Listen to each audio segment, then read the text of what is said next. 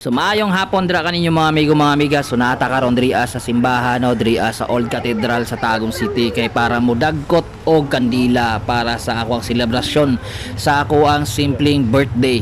So today is my birthday, so mao ni niapit mi diri kay dili pwedeng dili ta mo dagkot para sa ato ang pagselebra, sa simpleng pagselebra sa ato ang birthday karon no. So kauban ako ang asawa ug ang akong anak, malipayon ko magselebra sa ako ang natawhang karong adlaw.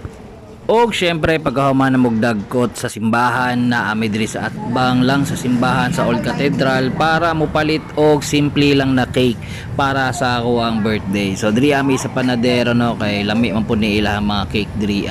Then after na pagpalit na mo og cake dito sa panadero bake shop, niapit ako asawa diri sa Cherries Bake Shop para magpalit og mga pan.